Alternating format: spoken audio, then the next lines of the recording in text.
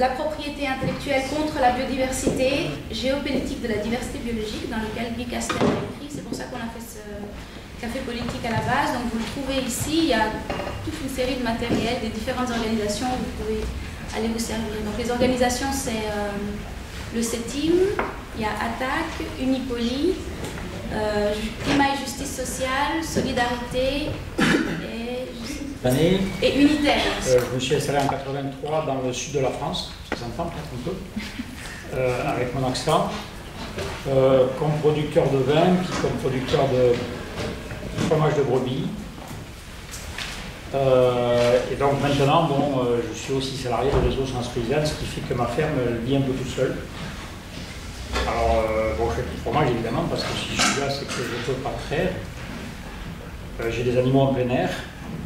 Rassurez-vous, si ça rapportait d'avoir une ferme sans rien faire, ça se saurait. Donc ça ne me rapporte rien. Et au moins, je garde ma ferme et j'espère la transmettre. Mais si je vous dis ça, c'est parce que j'ai fait un choix et je ne suis pas le seul à le faire. Et je suis content de ne pas être le seul à le faire. J'ai fait le choix de quitter ma ferme pour faire ce travail que je fais maintenant. Bon, ce soir, je fais une conférence. Demain, j'organiserai une manifestation. Après-demain, je serai dans un comité d'expertise sur les OGM et après à discuter avec les gouvernements. Aujourd'hui, les problèmes qui se posent aux paysans, je parle plus pour ce que je connais de la France, mais aussi ce que je connais un petit peu au niveau international de Via Campesina, on ne les résoudra pas tout seul. Alors vous pouvez dire, mais c'est vos problèmes, si vous crevez, tant pis pour vous. Nous, on est étudiants ou des gens de ville. Ouais, mais rappelez-vous quand même qu'on fait partie des gens qui produisent une bonne partie de votre alimentation, si ce n'est la totalité. Donc ça vous concerne. Et le fait de savoir ce que vous mangez, comment c'est fait, alors bon, on parle des résidus de produits chimiques, on parle de santé, souvent quand on parle d'alimentation, c'est un élément très important. Hein. On est ce qu'on mange, il ne faut pas l'oublier. Et plus on mangera de bidoche, plus on ressemblera aux animaux, il ne faut pas l'oublier. Je suis producteur de viande, hein, donc j'ai pas honte quand je dis ça, mais je ne suis pas producteur de viande dans leur sol, dans des usines de concentration. Donc ce qu'on mange, c'est important, mais ça a une autre importance, et c'est là que le débat sur la propriété intellectuelle vous concerne directement. La semence, c'est le début de l'agriculture.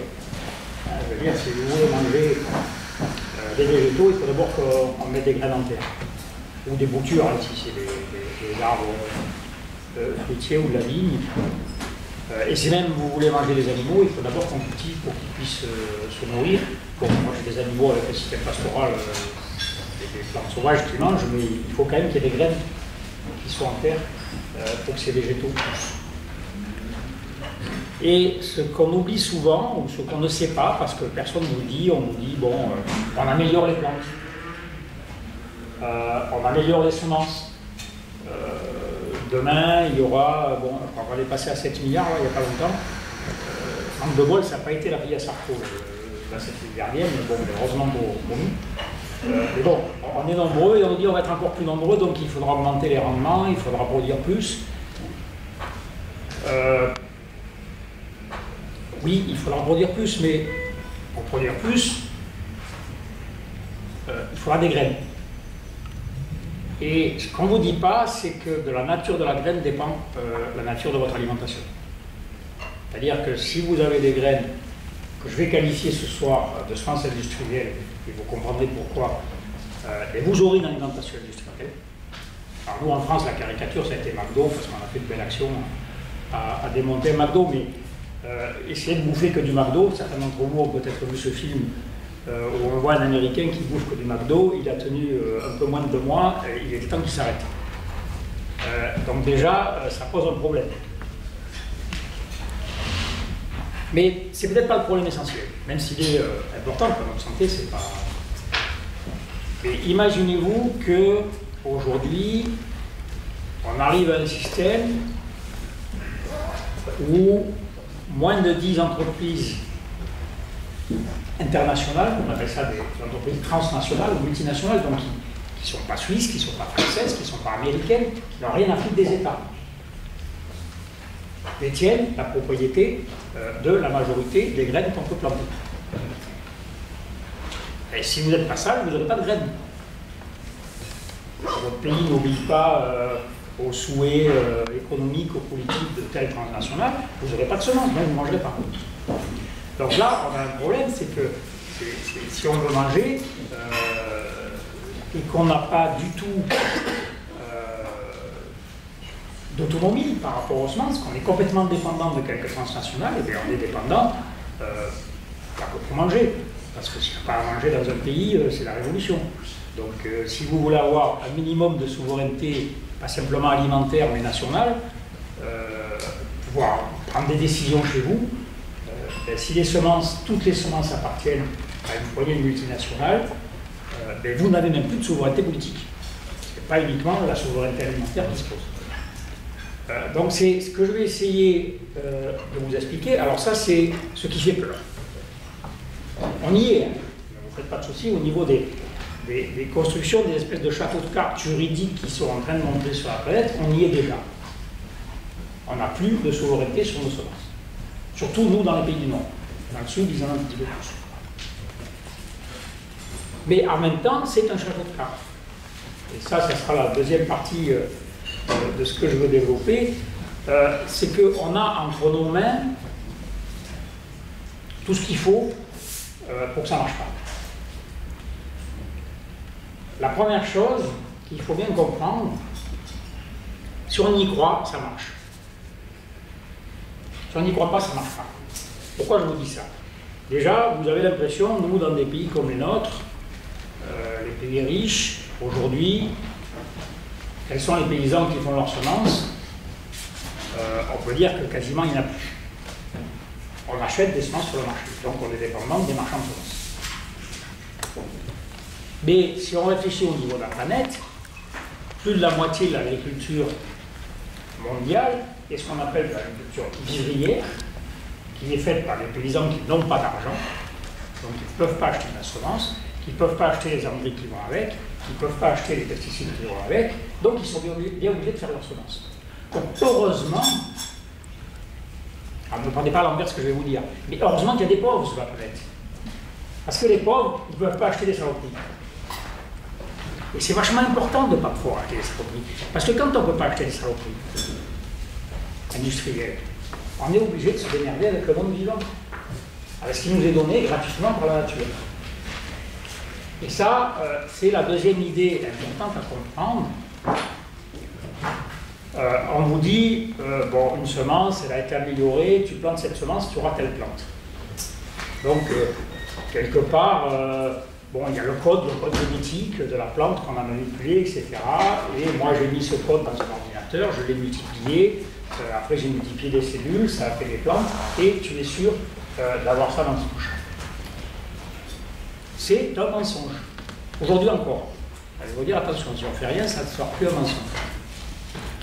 Les plantes sont des organismes, sont des êtres vivants. Dites-moi si vous connaissez, dans le monde vivant, je ne parle pas dans le monde des ordinateurs ou dans l'usine, un seul organisme vivant qui s'est reproduit à l'identique. Ah oui, vous allez me dire, tout le monde des microbes, des divisions cellulaires, à l'identique, etc. Oui, même le monde des microbes, s'il n'évoluait pas, il n'y aurait plus un seul microbe sur Terre. Il n'y aurait plus de vie. Hein, chacun d'entre vous, vous avez à peu près 10 fois plus de microbes dans votre organisme que de cellules. Alors ça fait du monde, hein. Et ce n'est pas tous des pathogènes. Il y en a un demi pour 1000 qui est pathogène. Hein, je veux dire, c'est essentiellement des microbes qui sont indispensables à votre vie. Mais les microbes, s'ils n'étaient pas capables d'évoluer, ils auraient disparu parce que le monde dans lequel ils vivent, ils évoluent en permanence. Et les microbes, ils évoluent, et c'est important de se rappeler, parce que vous verrez, quand on arrivera aux OGM, vous comprendrez pourquoi c'est important de se rappeler. Ils évoluent en échangeant des gènes entre eux, ou par mutation génétique, qui sont les facteurs les plus lourds de l'évolution de tous les organismes vivants, y compris. Mais les plantes, ça fait partie, sauf que 2-3 exceptions, ça a été les premières premiers organismes vivants à inventer la sexualité. La sexualité, c'est quoi? À chaque reproduction, il y a croisement de deux parents, il y a un individu nouveau qui apparaît.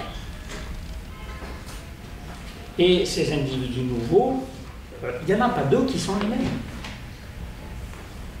Dans une famille, on se ressemble, mais il n'y en a pas deux qui sont pareils. Et dans une famille de plantes, c'est pareil. Donc, ce qu'il nous faut bien comprendre, c'est que quand on a une graine entre les mains, on n'a pas le code génétique d'un organisme qui va se reproduire à l'identique autant de fois qu'on le veut. Ça marche dans l'usine qui fabrique des voitures. Aujourd'hui on fait par l'informatique, avant il y avait des ingénieurs qui faisaient ça, des dessins sur les papiers. Je mets le modèle de la voiture et je reproduis tout le temps la même chose. Mais dans le monde vivant, ça n'existe pas. Donc ça, c'est vraiment la première chose à comprendre. Et à partir de là, qu'est-ce que c'est que la semence? La semence est différente de la graine. La semence, elle est née avec l'agriculture. Avec l'agriculture, on a parlé de domestication. Bon, en français, domestique, c'est assez péjoratif. Donc, moi, je respecte une plante comme étant légale à moi-même. Je ne sais pas si vous avez ce même sentiment, bon, on ne peut pas le partager. Je n'aime pas le terme de domestication. Mais domestication, qu'est-ce que ça veut dire? Ça veut dire qu'à partir des plantes sauvages, on a choisi et on a fait évoluer des plantes sauvages pour répondre à nos besoins. De nourriture, besoins culturels, besoin d'ouvrir des animaux, besoin à l'époque de faire des fibres, hein, on n'avait pas le pétrole pour faire du plastique et du lignon, donc c'était le chanvre, le coton, enfin, voilà. Donc c'est pas des organismes naturels qui sont apparus spontanément. C'est des êtres vivants qui ont évolué avec d'autres êtres vivants, nous, les communautés humaines, pour donner une diversité extraordinaire de plantes qui aujourd'hui sont encore celles qui nous nourrissent. Et comment ça s'est passé? Comprenez que vous, s'il fait froid, vous allez rentrer dedans, et vous mettre dans un endroit chaud. Vous allez prendre une veste et un manteau et vous couvrir. Mais une plante, quand elle est quelque part, elle peut plus se déplacer, et elle est à poil. Donc il faut bien qu'elle s'adapte au milieu où elle est. Hein, si elle est dans un endroit froid, il faut qu'elle supporte le froid. Si elle est dans un endroit chaud et sec, il faut qu'elle supporte le chaud et le sec. Et ce qui fait une des caractéristiques des plantes, c'est cette capacité à s'adapter à des milieux très diversifiés. Parce que les mêmes graines, on peut arriver à les planter dans des endroits différents. Enfin, il y en a, si vous plantez ici des semences qui viennent d'Afrique, peut-être que ça n'arrivera pas à pousser, mais il y a une capacité d'adaptation de la plante qui est extraordinaire. Parce qu'elle n'a pas le choix. C'est qu'une fois qu'elle est quelque part, elle y reste, il faut qu'elle s'adapte. Et il y a une réalité sur la Terre, c'est qu'il n'y a pas deux endroits, nous on appelle ça des terroirs, les paysans, j'ai pas comme deux environnements, qui sont semblables. Même dans la même commune, vous aurez les terres du bas qui seront humides, où il y a du brouillard, les terres du haut qui seront plus ventées, etc. Et puis les plantes, une fois qu'elles y sont, il faut qu'elles s'adaptent.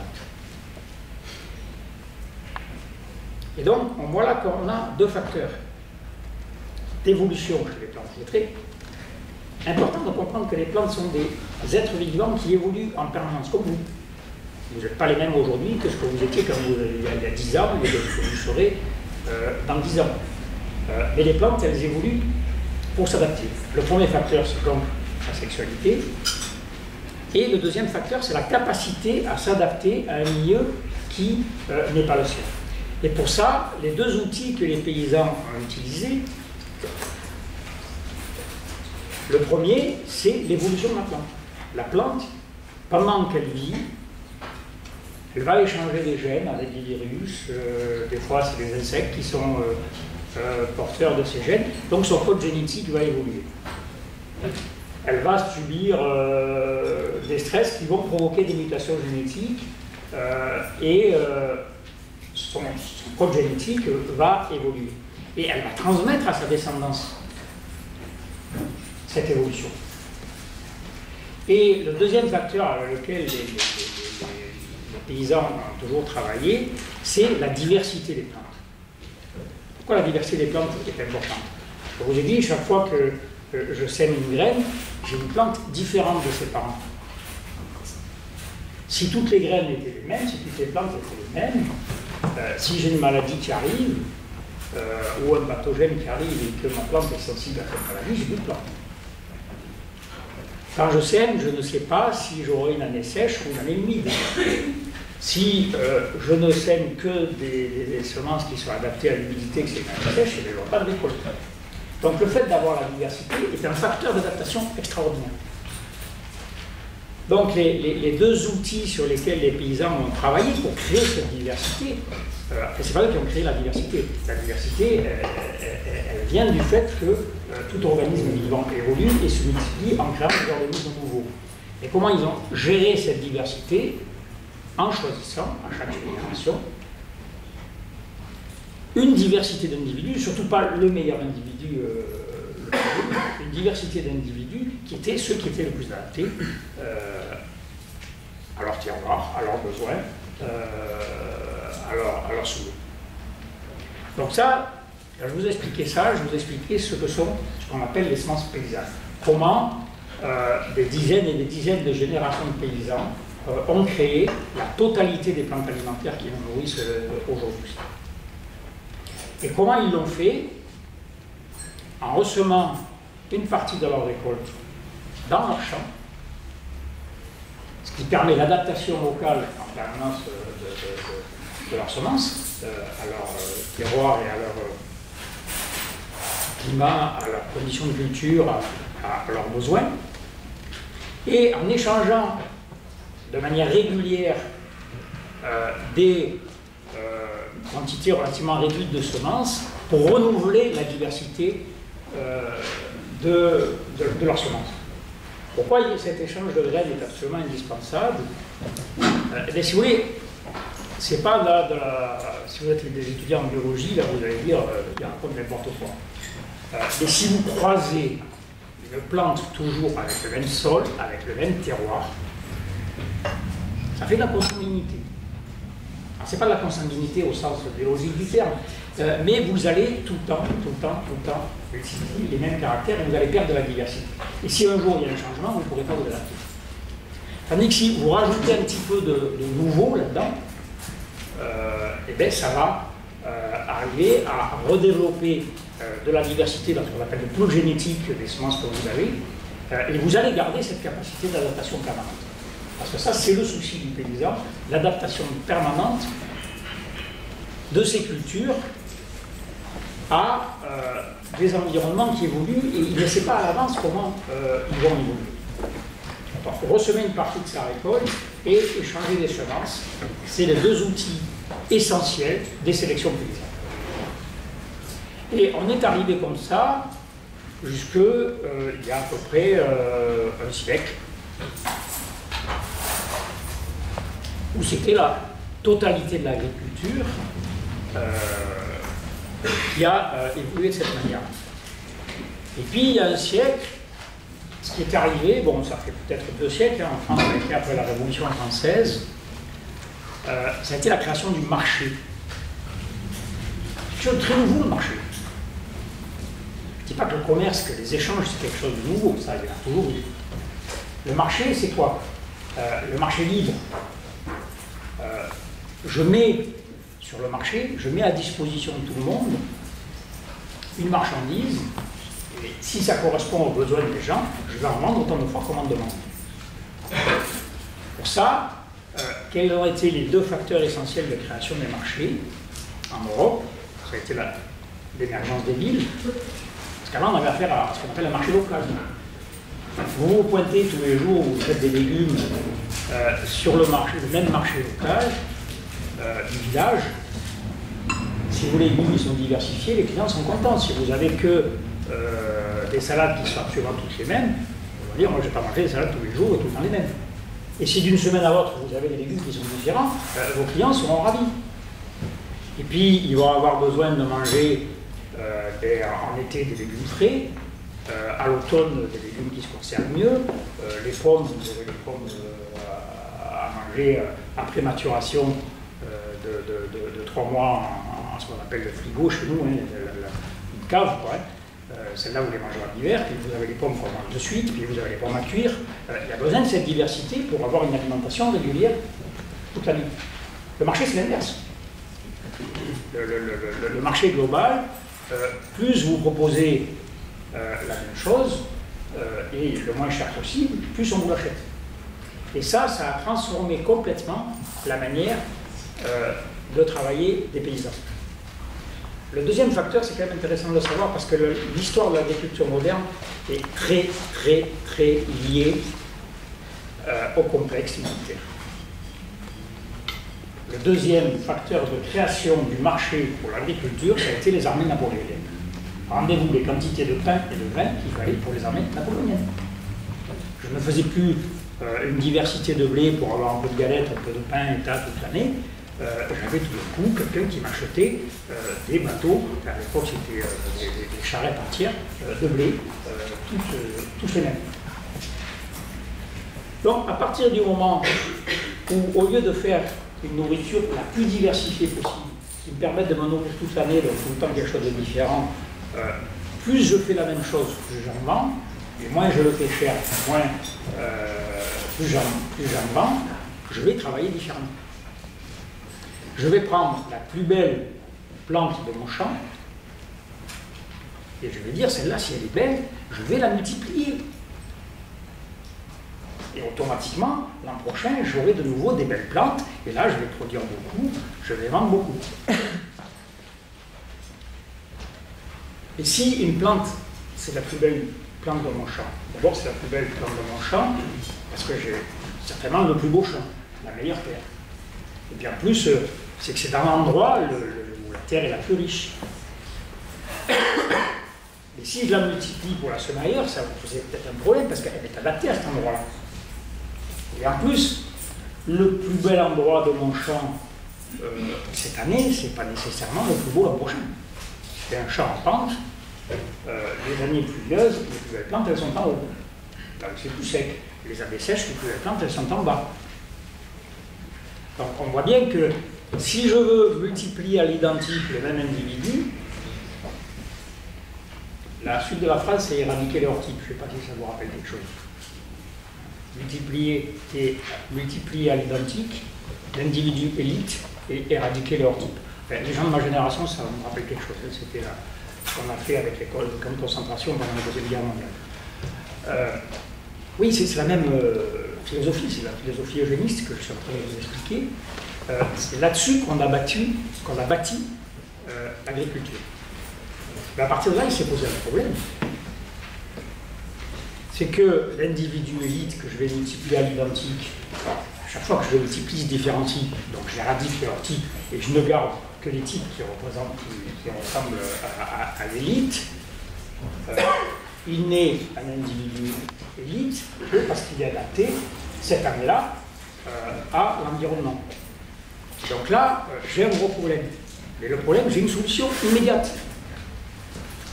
Les paysans, ils ont passé des siècles à adapter des plantes à leur environnement.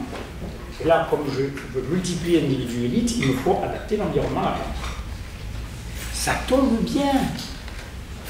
Fin de la guerre 14-18, j'ai une industrie militaire qui fabrique des explosifs. C'est quoi les explosifs? C'est des nitrates, c'est de l'azote.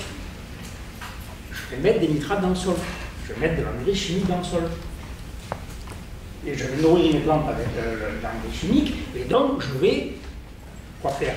Je vais adapter mon sol aux exigences de la plante. Je vais faire l'inverse de ce que doit faire un agriculteur normal. Voilà. Je mets de l'engrais chimique, ça je vous fais, là j'ai pas le temps de vous faire un cours sur l'agriculture biologique, mais bon, mes plantes deviennent malades, et ça tombe bien. Les gaz de combat en 14-18. C'est quoi les gaz de combat? C'est les neurotoxiques. Si vous voulez tuer des insectes, vous prenez des neurotoxiques. Tous les insecticides sont originaires des gaz de combat de la Première Guerre mondiale et du zyklon B de la Deuxième Guerre mondiale. Bon, alors après on les a améliorés, hein, et c'est des organophosphoriques. Bon, on a fait d'autres, hein, il y a les organochlorés, il y en a beaucoup d'autres. Et puis j'ai des mauvaises herbes. Et ça tombe bien. On a inventé des défoliants. Hein, vous connaissez la Jean Orange, hein, bon, c'est la même entreprise que celle qui fait le Roundup aujourd'hui. Donc on voit bien que cette espèce de couple indissociable entre l'application au monde des plantes, on a fait la même chose aux animaux, hein. Je n'ai pas le temps de vous le développer, on a fait la même chose aux animaux. L'application de l'eugénisme au monde des plantes, c'est-à-dire la multiplication à l'identique de l'individu élite et l'éradication des hors-types, est intrinsèquement liée à l'émergence de l'industrie chimique. Moi, ça me rappelle des choses parce que je connais l'histoire européenne, qui était indispensable pour faire survivre l'individu élite, pour adapter donc les terroirs, le climat, à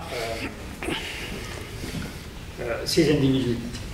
Et le dernier facteur qu'il ne faut pas oublier, et ça je crois que c'est quand même extrêmement important à le comprendre, quand on a fait ça, ça tombait bien, on avait besoin d'ouvriers dans les usines à cette époque-là. Moi je suis né en 1950, à la fin de la guerre, on a développé l'industrie, il fallait des ouvriers et il a manqué. Et si je mets de l'engrais chimique dans les champs, qu'en plus j'amène des tracteurs, je libère la main-d'œuvre. Je supprime des petits paysans. On était en France à l'époque, je ne sais pas combien on était en 1950. Moi, quand j'ai commencé à faire de l'agriculture dans les années 70, on n'était pas loin de 2 millions. Aujourd'hui, on est moins de 500 000. Ça va quand même. Il y a des pays où ça a été beaucoup plus vite. Donc, on a supprimé quoi? Aujourd'hui, le chômeur, c'est quoi en France? À l'époque, les paysans qui ont quitté l'agriculture, ils sont partis dans les usines, mais aujourd'hui, c'est devenu des chômeurs, on a délocalisé. Donc un chômeur, c'est un paysan sans terre. Et oui, puisqu'il avait de la terre, il n'en a plus. C'est quoi un chômeur? C'est l'énergie humaine. Si vous réfléchissez au niveau macroéconomique, au niveau mondial, s'il y a une énergie qui est disponible aujourd'hui sur la planète, qui demande qu'une chose, c'est être utilisée,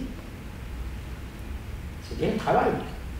Alors, oui, on va travailler moins, 2 heures par jour, etc. On a tous vu tout ça, hein, on l'a entendu 50 fois. Et aujourd'hui, je vois que la moitié des habitants de la planète sont des paysans sans terre, qui demandent qu'une chose, d'avoir des terres à travailler.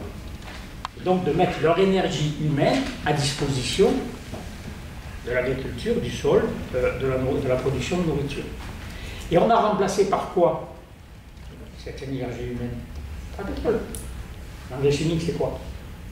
L'engrais chimique, il est fabriqué avec de l'énergie fossile. Ça bouffe des quantités inimaginables d'énergie fossile que de fabriquer de l'azote pour le mettre dans le sol.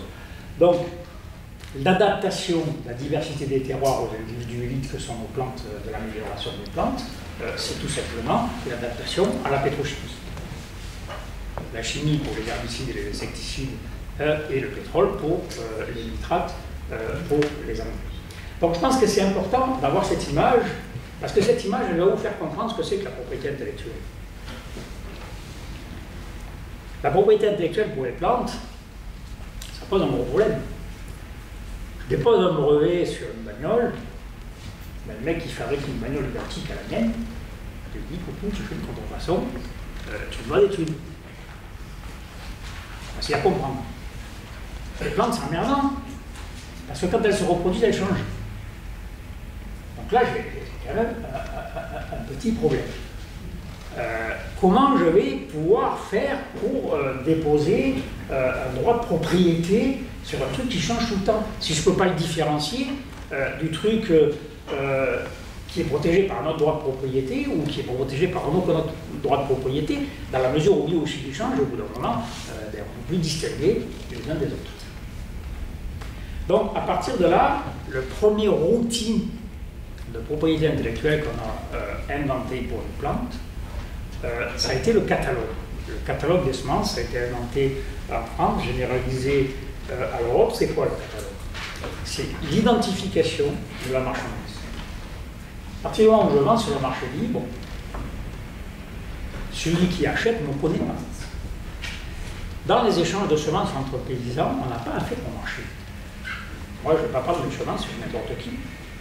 J'ai besoin de savoir si celui qui me donne quelques semences, c'est un bon agriculteur, s'il a de belles récoltes, si c'est un bon sélectionneur, ou si je n'ai pas le temps d'aller chez lui, au moins je connais son échange de personne humaine à personne humaine.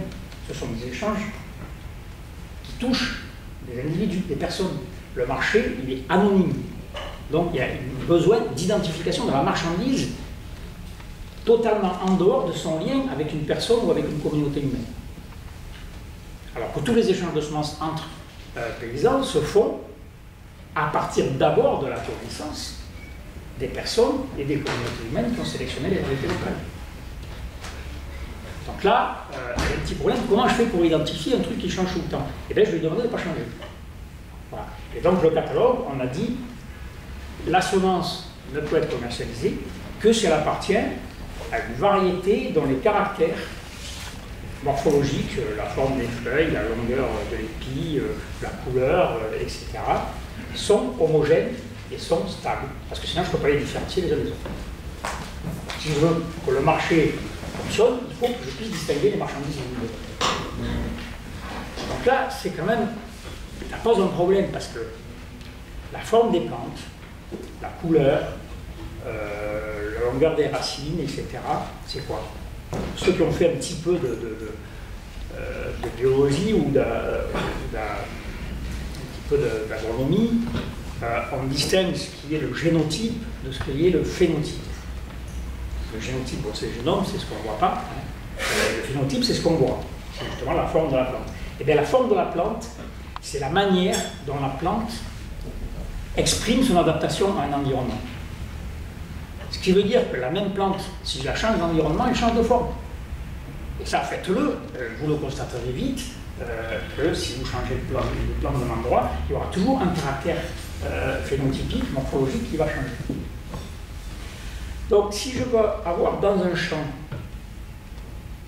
toutes des plantes qui sont absolument identiques, et que chaque fois que je vends la semence, ils sortent la même plante, il n'y a pas cette solution. Il faut que je les plante tout le temps dans le même environnement. Donc, je vais sélectionner des plantes qui, au lieu d'être adaptées à un terroir, à un climat, vont être adaptées à l'engrais chimique et aux pesticides. Donc, le paysan qui va acheter ces plantes, s'il n'utilise pas d'engrais chimique, s'il n'utilise pas de pesticides, elles ne poussent pas. Si elles sont faites pour l'irrigation, pour le labour profond, etc., elles ne poussent pas. Donc le paysan qui va acheter ces semences, il est obligé de faire de l'agriculture industrielle, d'acheter des engrais et d'acheter des pesticides. Mais là, j'ai un problème parce que si les paysans finalement ne sont pas cons, la vie c'est gratuit, ils prennent une partie de la récolte, ils le recèlent, ils recommencent à adapter la variété à leur terroir, au bout de quelques générations. Hein, il y a un japonais, certains d'entre vous connaissent ce nom qui s'appelle Fukuoka, qui disait « Donnez-moi un grain de riz et je vous refais les dizaines de milliers de variétés de riz qui existent aujourd'hui dans le sud-est asiatique en quelques années. » Tout simplement parce qu'à chaque génération, ça va faire de la diversité et se multiplier. Alors là, c'est quand même un merde. Donc la première chose que je vais faire, je vais interdire aux paysans d'échanger des semences entre eux. Et ça, c'est le catalogue. Pour commercialiser des semences, il faut que la variété soit inscrite au catalogue, donc qu'elle soit homogène et stable. Et les paysans, eux, ils font des variétés qui sont diversifiées, qui ne sont pas homogènes, et qui sont variables, qui ne sont pas stables. Donc de toute façon, en dehors des questions de coût du catalogue, ils n'ont pas le droit de commercialiser leurs semences. Donc déjà là, je leur interdis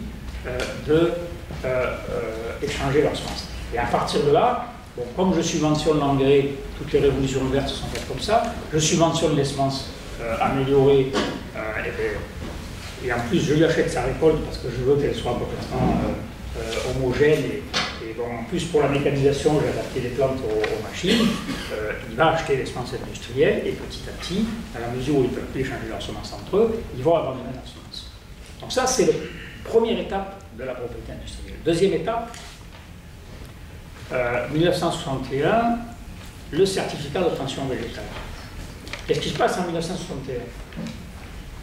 C'était 4 ans après la création de l'Europe. 58, donc 3 ans. Ces trucs-là, J'inscris une variété au catalogue. Mon marché, il est régional ou national dans un pays. Puisqu'il y avait des frontières à l'époque. On ne pouvait pas échanger des marchandises comme ça.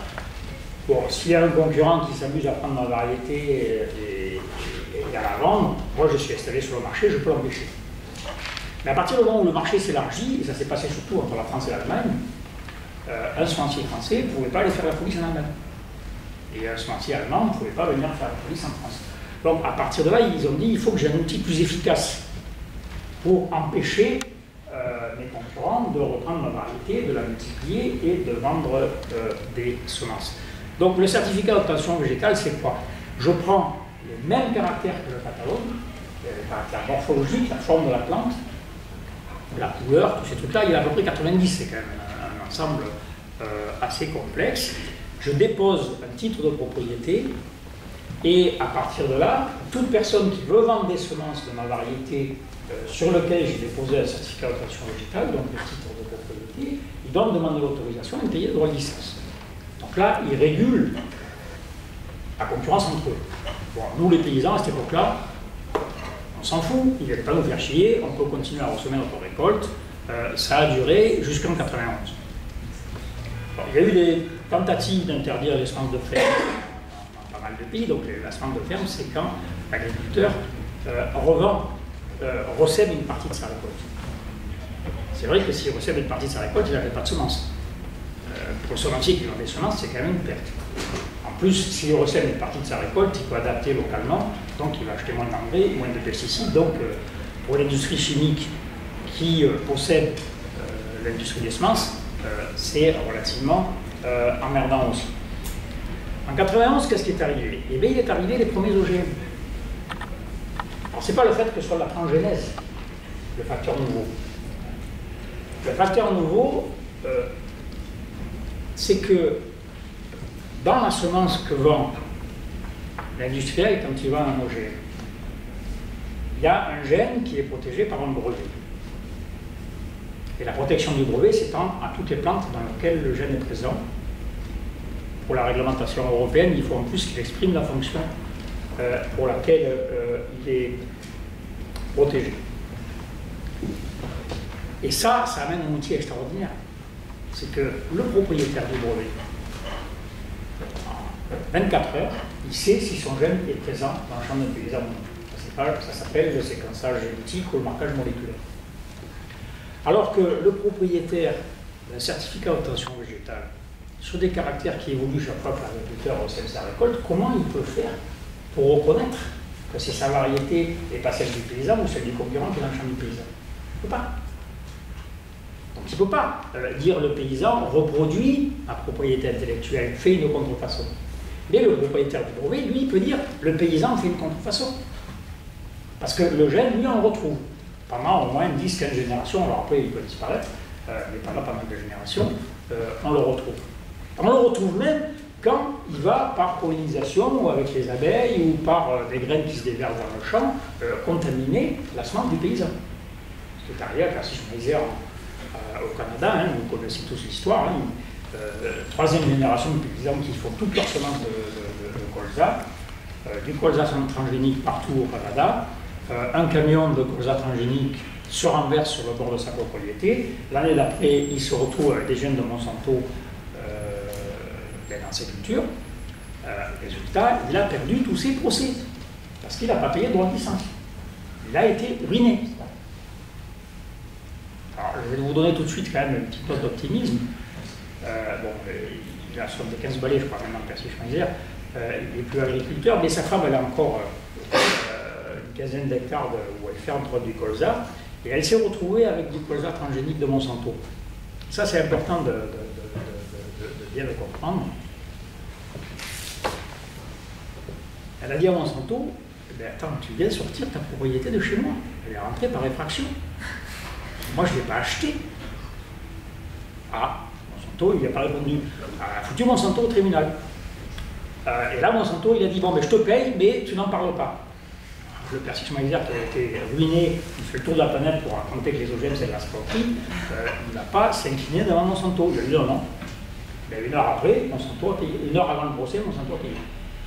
Et puis, Percy Schmeitzer, il raconte ça partout. Donc sachez que si vous avez la propriété d'autrui avec un gène breveté dans votre champ, vous avez la légitimité de lui demander de sortir sa propriété de chez vous, parce qu'elle est rentrée par effraction.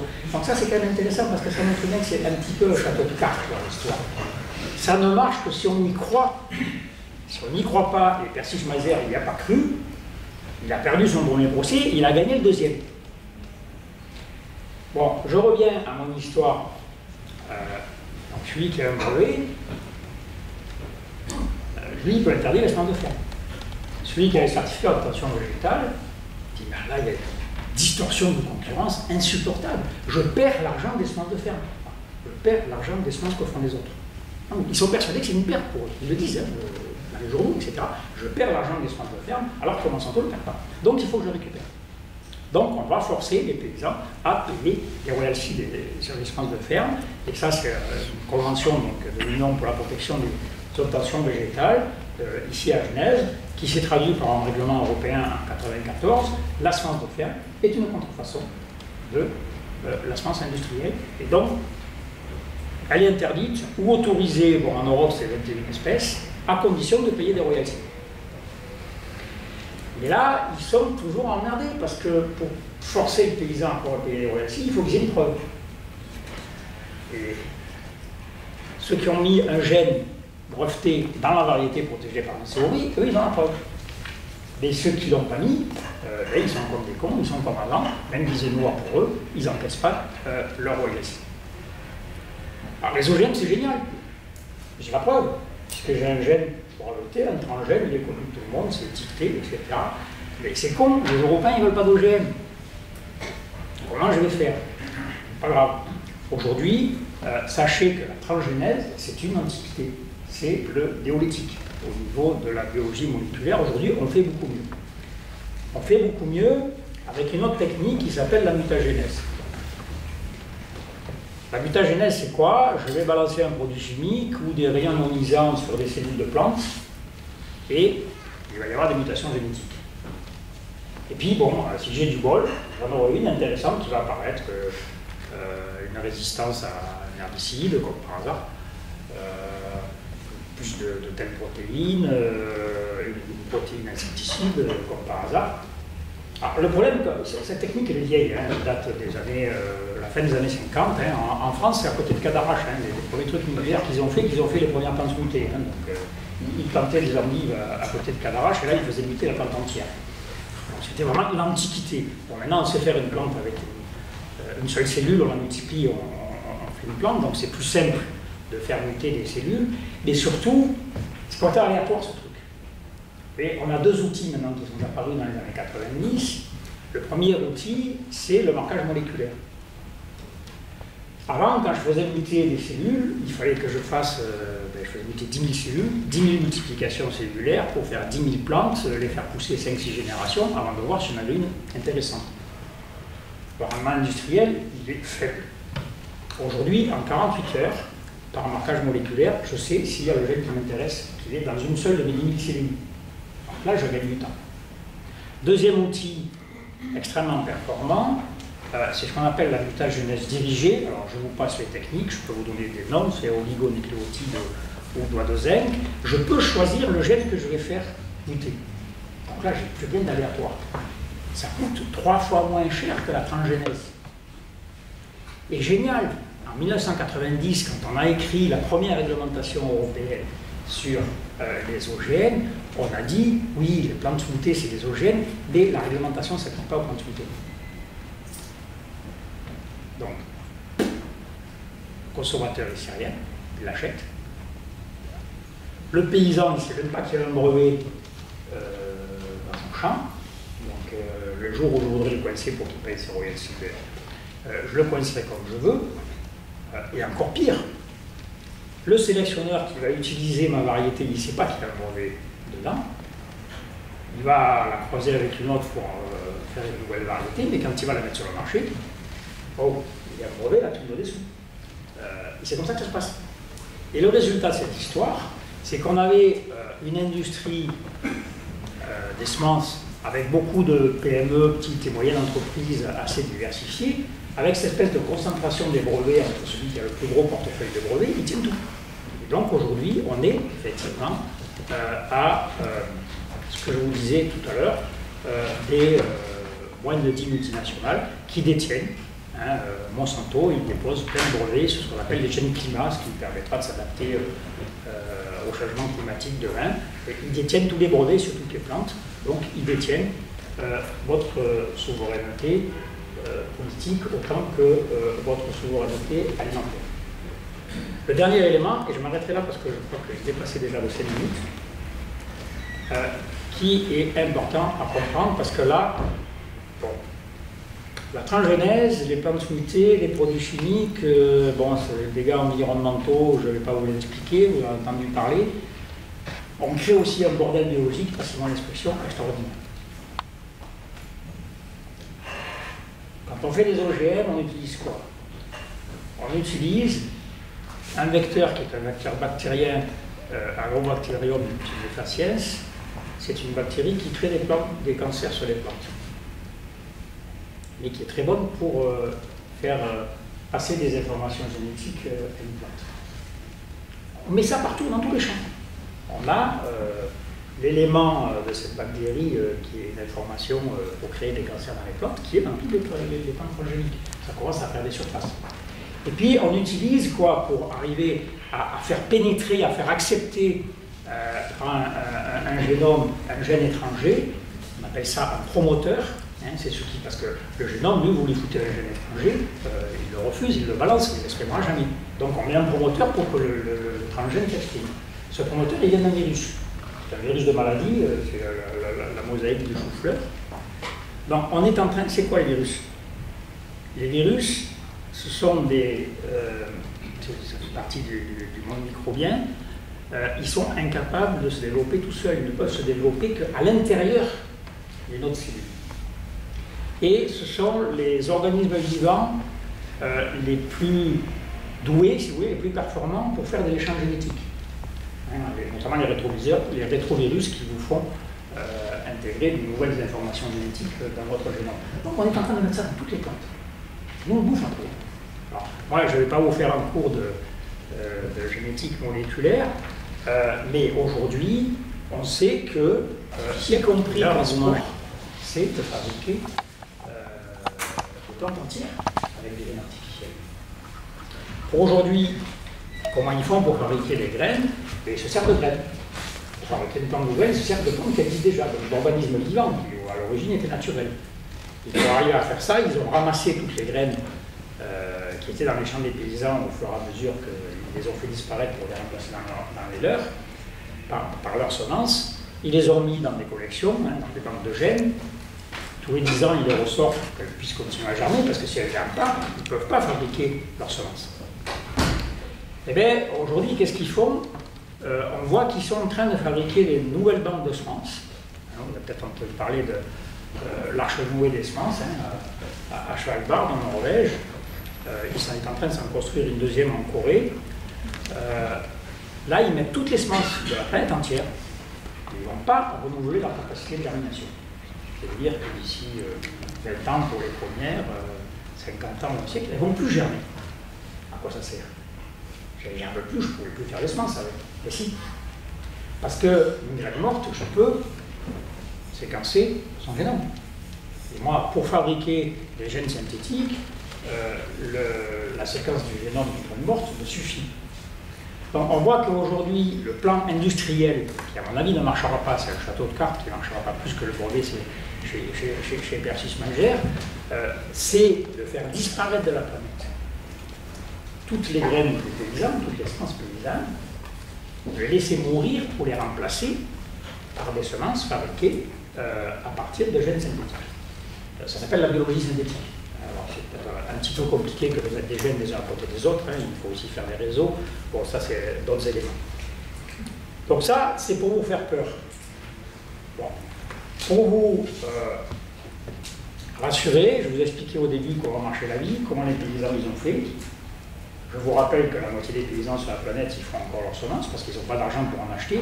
Et surtout, ce qui nous fait naître de l'espoir, Depuis qu'il y a eu cette histoire des OGM, et bon, notamment en France, hein, où maintenant on est quand même plusieurs milliers de paysans au sein du réseau Semences Paysannes, mais bon, on a des amis en Allemagne, on a des amis en Suisse, qui en parlera, et ailleurs, qui font la même chose. C'est très simple. Dès que vous avez une graine, que vous la ressemez, que vous la multipliez, que vous maîtrisez des savoir-faire, hein, il faut qu'on s'échange des savoir-faire entre nous, vous refaites de la biodiversité et vous refaites des semences paysannes. Donc, il suffit de ne pas y croire. Il suffit de croire qu'avec la nature, on peut très bien continuer à coévoluer et que chacun d'entre nous, y compris vous, vous pouvez faire pousser des plantes sur votre balcon, dans votre jardin et les manger. Merci.